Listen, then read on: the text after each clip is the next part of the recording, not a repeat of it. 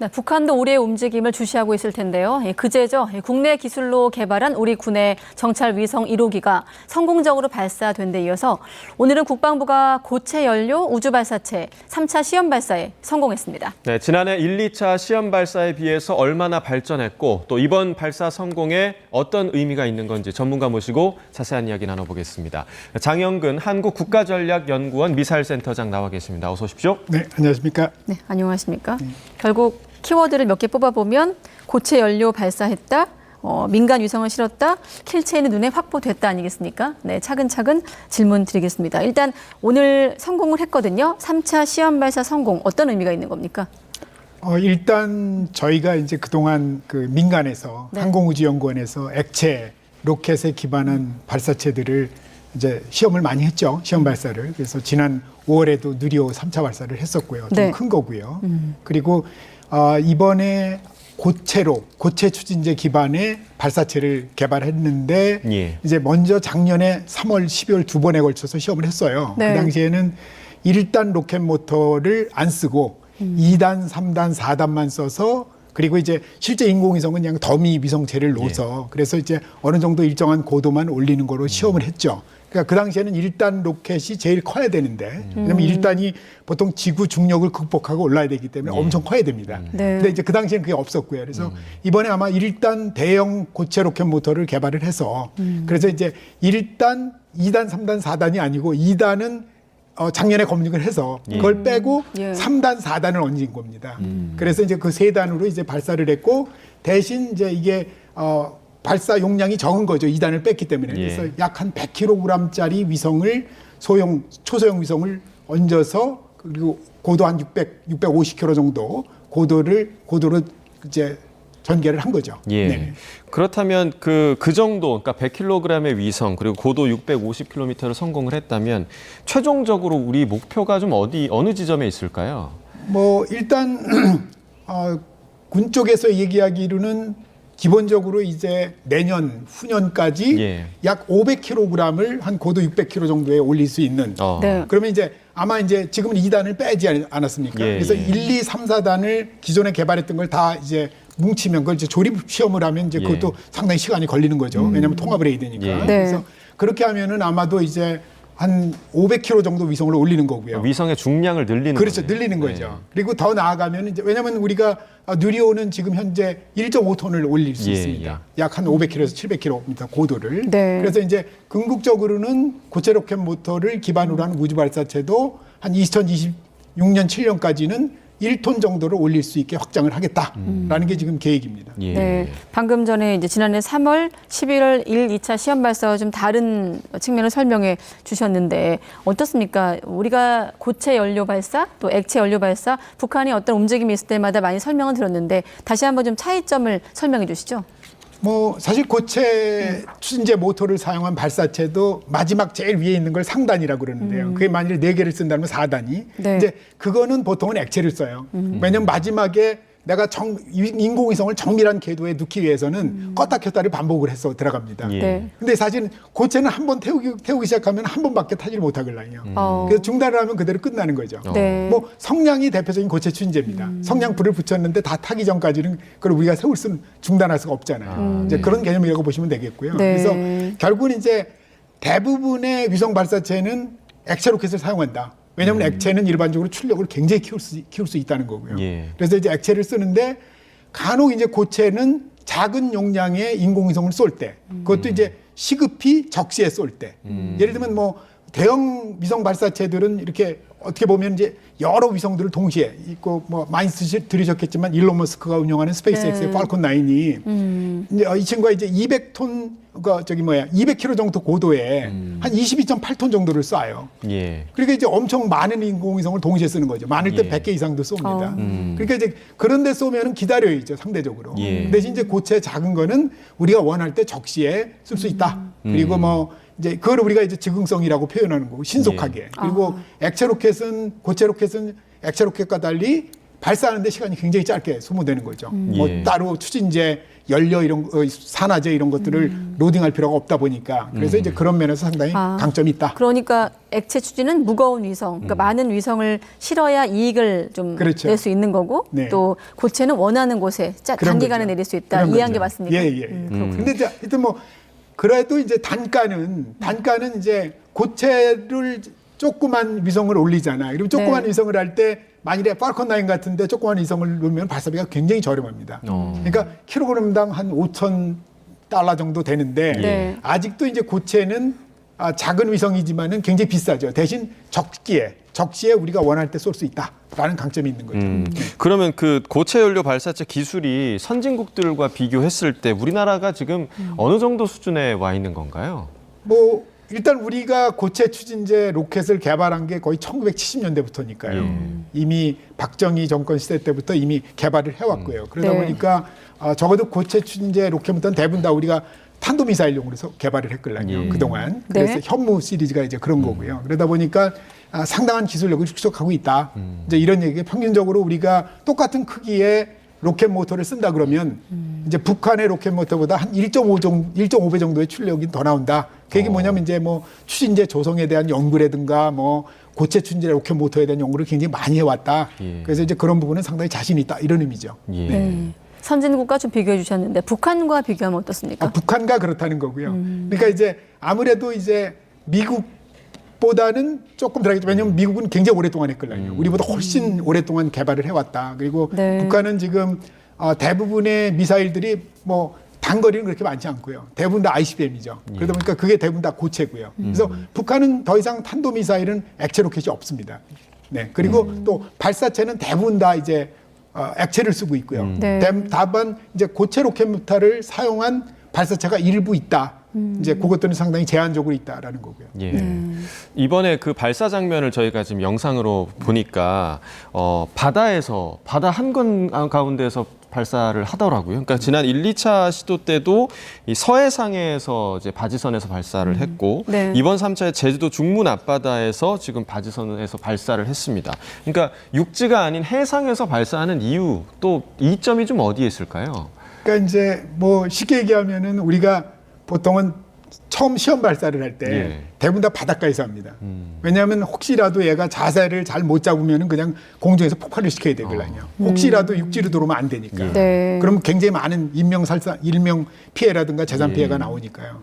그리고 이전에 1, 2차 발사에서 이제 서해안에서 하니까 그거는 더미를 쏜 거예요. 그러니까 실제 인공위성이 아닙니다. 예. 그런데 우리가 만일에 실제 이번처럼 인공위성이 고도 한 650km 저궤도까지 들어가야 된다 그러면은 아무래도 이제 남쪽 바다에서 쓰는 게 왜냐면 거기서부터는 개활지니까 굉장히 예. 그렇게 해서 이제 고도를 올려가면서 이제 올라가면서 1단, 2단 이렇게 떨어뜨리는 거죠 사실은. 네. 그러면서 대부분 다 이제 해양에 떨어뜨릴 거고요. 그렇게 하면서 이제 안전하게 네. 발사할 수 있는 거죠. 그러니까 안전의 측면에서도 효과적이고 그렇죠. 비용적인 측면에서도 또 다른 게 있을까요?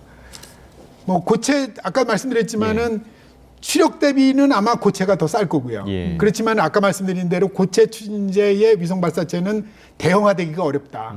그러다 보니까 이제 실제로 비용 측면에서 보면 액체를 써서 많은 위성을 동시에 쏠 때는 킬로그램당 무게를 보면 훨씬 액체가 저렴하다. 예. 이렇게 보시면 되겠습니다. 육지 발사보다 해상 발사가 좀 더 안전 비용 측면에서도 효과적이다. 네. 자, 그런데 좀 물리적인 환경 측면에서 1, 2차는 지난해 3월 12월이었고 이번에도 12월이었거든요. 혹시 뭐 발사 시점과 관련된 기온을 둘러싼 뭐 환경이 또 좀 예를 들면 기온이 좀 차가워야 되거나 그런 게 있습니까? 그런 건 없습니다. 그러니까 우연히 우리가 준비한 게 우연히 이제 겨울이라 이렇게 됐던 우연이군요. 거죠. 네네네. 그런 거지 기온 때문에 문제가 되는 건 없고요. 네. 다만 이제 우리가 이제 발사를 할 때 예를 들면 내가 특정 궤도를 이제 놓아야 되잖아요. 그러면 이제 특정 궤도에 놓고서 뭐 예를 들면 얘가 영상을 촬영하는 위성 같으면 네. 특정 시간에 뭐 얘가 인공위성이 어디를 찍을 수 있도록 이렇게 돌아야 된다. 그러면 이제 거기에 맞춰서 내가 하루 중에 몇 시에서 몇 시 사이에 쏜다. 그런 런치 윈도우는 정해지긴 하죠. 그렇군요. 근데 이제 보통의 경우는 이제 뭐 그런 오히려 이제 환경 조건은 예를 들면 이런 거죠. 만일에 구름이 굉장히 많이 껴서 만일에 전하를 띈 입자가 그런 구름이 많다. 그러면 대부분 다 인공위성의 이제 그 전장품들하고 이게 간섭이 일어날 수 있거든요. 그러다 보니까 이제 그런 걸 피하는 거죠. 그럴 때는 이제 그때는 못 쏘는 거죠. 예. 네, 그렇지만 기온하고는 큰 연관은 없습니다. 예. 이번에 그 실제 위성을 이제 같이 쏘아 올렸는데 원래는 더미 위성을 쏘아 올리려고 했다고 지금 전해지고 있거든요. 근데 이제 지금 이번에 올린 실제 위성과 최종 발사 때 또 제작한 위성을 그 쏘아 올리는 것과는 또 다른 무게와 크기가 다른 차원이겠죠? 그래서 이번 위성은 뭐 제가 알기로는 원래 이제 그 연구 사업으로 해서 예. 그래서 지상 모델로 이제 개발을 했다는 거고요. 예, 그래서 이제 이걸 쏴서 실질적으로 이제 얼만큼 우주 환경에서 견디느냐, 그래서 얼만큼 작동 성능을 보여줄 수 있느냐를 검증하기 위해서 예. 이왕이면은 그냥 이번에도 시험 발사지 않습니까? 그러면 시험 발사라는 게 목합. 그 얘기는 무슨 얘기냐면 그냥 모사체를 올리는 거거든요. 실제 위성은 아니고 네. 그냥 무게만 크기만 이제 인공위성처럼 생긴 거죠. 이제 그런 걸 쌌는데 이번에는 실제 운영을 할 수 있는 걸 쏴서 검증을 해보자. 이양 이성이 있으니 이제 그런 개념에서 이제 그 말이 나온 겁니다. 지금 국방부가 궁극적으로 네. 최종 발사 때 국방과학연구소가 제작한 위성을 올리겠다고 했는데 그 궁극적인 시점은 언젠가요? 2025년 얘기도 있고. 지금 그러니까 이제 실제로 쏘면은 이제 2026년 7년 이후가 되는 거죠. 네. 현재 사실은 이제 국방부에서 우리가 이제 엊그제 4.25 위성 그래가지고 쏘지 않았습니까? 네. 그거 말고서 이제 군지 위성으로 이제 수십 기를 쏘는 거를 계획하고 있어요. 뭐 현재 설계 중인데 그래서 이제 그 위성을 이제 발사할 수 있다라는 거죠. 그래서 아마도 제가 생각하기에는 한 2026년 7년쯤에 만일에 1,000kg을 위성 무게를 올릴 수 있는 이제 발사체를 확정을 하는 거 지금 계획으로 돼 있고요. 예. 그러면 이제 이 위성을 쏠 수 있는 거죠. 현재 개발 중인 위성을. 예. 네. 그 지난해에 이제 2차례 시험 발사도 그랬고 이번에도 예고 없이 지금 발사를 했단 말이죠. 근데 지난해 저희 보도를 좀 기억을 해보면 2차 발사 때로 시험 발사가 좀 예고 없이 진행이 돼서 이거 북한 미사일 아니냐, 뭐 UFO 아니냐, 뭐 이런 얘기도 좀 돌았었는데 이렇게 발사 시점 공개하지 않는 이유는 좀 어디에 있을까요? 네, 추가적으로 그때 황혼 현상 때문에 그런 네, 현상이 예, 있어서 저희가 예. 황혼 현상이 어떤 개념인지 한번 정리해 봤는데. 네. 그러니까 이제 뭐 쉽게 얘기하면 이런 겁니다. 이제 인공위성이 황혼이라는 게 뭐냐면 던 더스크라고 그래서 예를 들면 지상에서는 예를 들어서 꼼꼼한데 비행기 타고 올라가면 환하거든요. 예. 그건 뭐냐면 햇볕이 이렇게 지구가 둥그니까 햇볕이 저쪽에서 비치면은 지상에서는 내가 여기 있는데 어두운 거고요. 네. 내가 이미 비행기를 타고 지상에 어둑어둑한데 올라가면 환하거든요. 예. 그런 거하고 똑같은 거예요. 그걸 이제 항원 현상이라고 그러고요. 그러다 보니까는 얘가 이제 지상에서 쏠 때는 밤에 좀 약간의 이제 여명, 밤에 여명의 그러니까 황혼이죠. 그러니까 그런 상태에서 쐈는데 올라가다 보니까 저쪽에서 이제 햇볕이 비치니까 이게 빛나는 거죠. 그래서 이제 그 현상이 나타난 겁니다. 예. 네네. 그러니까 예고하고 쏠 수는 없는 겁니까? 그러니까 그 당시에 그거를 그렇게 나타나는 거를 생각을 못했던 거죠. 군에서. 그래서 이제 뭐 완전히 이제 사람들이 많이 놀랬던 거죠. 이게 뭐냐 이렇게 됐던 거고요. 그러니까 원래는 아마 이제 군에서 지금 현재 이런 걸 발사하는 것들을 여러 가지 정치적인 요소나 또는 기술적인 요소를 고려를 해서 발표를 안 하는 겁니다. 예. 그러니까 민간하고 달리 민간은 뭐 누리호 같은 벌써 이미 다 이전부터 이제 공지가 돼서 예, 하니까 네. 그리고 실제로는 뭐 내부적으로는 다 알고 있는 거죠. 일반인들한테만 공개가 안 되는 거죠. 좀 민감한 측면이 있어서 아니겠습니까? 그렇죠. 그 중에 하나가 이제 또 대륙간 탄도미사일 같은 미사일 탑재 로켓과 그 유사한 좀 구조가 있기 때문에 그런 또 질문을 받았는데 국방부는 그 용도로 그러니까 위성은 목적이 좀 다르다 이렇게 설명을 했거든요. 네. 네. 이게 뭐 기본적으로 이런 겁니다. 사실은 뭐 기술적으로만 보면 네. 지금 우리가 1단 로켓을 이번에 쓰지 않았습니까? 좀 대형 로켓이에요. 예. 그러면 이제 이런 정도를 ICBM의 1단으로 쓸 수 있는 겁니다. 이론적으로는. 그러니까 충분히. 기반이 같다는 거죠. 네. 기술 기반. 그러니까 이제 기본적으로 솔리드, 그러니까 고체 로켓 모터는 공유할 수 있어요, 다. 이제 그거를 이제 뭐 다 알고 있는 거고요. 네. 다만 이제 우리 입장에서는 그건 ICBM 같은 게 우리 사정에서 필요가 없기 때문에 그거를 이제 만들 필요가 없다. 그런 의미로 이제 해석을 하시면 될 것 같고요. 네. 네. 자, 이제 그제 우리가 네. 쐈던 우리의 군사 정찰 위성에 대한 이야기를 좀 나눠보면 이게 이 위성이 북한 위성의 뭐 100배 성능이다 이런 얘기가 있던데 그 정도가 지금 되는 건가요?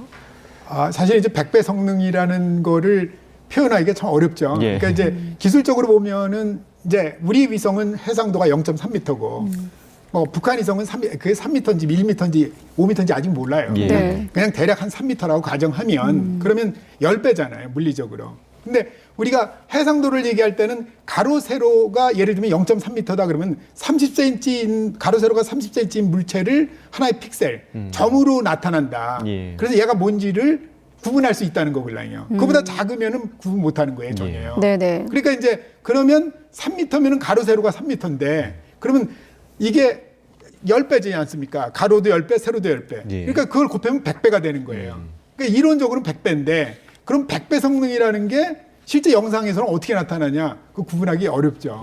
사실은. 그러니까 말이 이론적으로 그렇게 곱해보니까 100배다라는 거지 그럼 100배가 어느 정도의 해상도 차이냐 이거를 얘기를 하기는 어렵다는 거고요. 예. 네. 그래서 그거는 뭐 우리가 실제 영상을 보면 영상을 많이 본 사람들은 뭐 딱 보면은 전체 크기에 비해서 어느 정도의 샤프니스 또는 어느 정도의 명확도, 브라이트니스 이런 걸 보고서 이제 해상도를 추정을 할 수 있는 거죠. 예. 네, 알겠습니다. 아무튼 오늘 고체 연료 우주 발사체 3차 시험 발사 그리고 군사 정찰 위성 성공과 함께 좀 묶어서 감시 사각지대가 좀 줄었다 이렇게 평가를 하는데 끝으로 어떤 좀 의미가 있는지 다시 한번 짚고 마무리하겠습니다. 아직은 뭐 이 위성이 원래 본격적으로 쏘는 위성은 아니고요. 아까 말씀하신 것처럼 이제 우리가 2026년, 7년 이후에 초소형 위성들을 쏠 겁니다. 그러니까 네. 그때 쏘는 위성이 진짜 우리가 군사적 효용성을 갖는 위성이라고 보시면 되겠고요.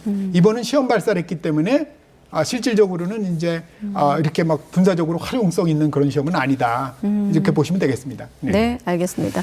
장영근 국가안보전략연구원 미사일센터장과 함께 여러 가지 의미 짚어봤습니다. 네, 고맙습니다. 네, 감사합니다.